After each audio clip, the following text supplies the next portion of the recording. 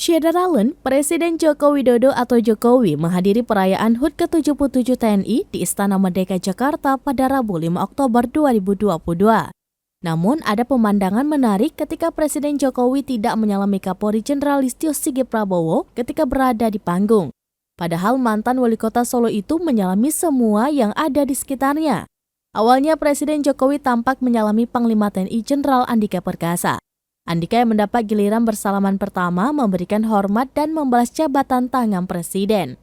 Setelah Andika, Presiden tampak mendekati Kapolri Jenderal Listio Sigit Prabowo dan menyapanya. Namun, Jokowi tidak mengulurkan tangan untuk bersalaman dengan Kapolri.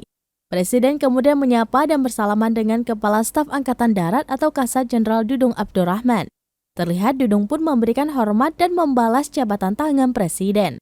Setelahnya, Presiden Jokowi menyapa Kepala Staf TNI Angkatan Udara, Marsikal Fajar Prasetyo bersama istri. Terakhir, Presiden menyapa Kepala Staf TNI Angkatan Laut Laksamana Yudo Margono beserta istri dan bersalaman dengan mereka. Usai bersalaman, Presiden Jokowi berbalik badan dan melambaikan tangan kepada tamu undangan upacara yang menyapanya.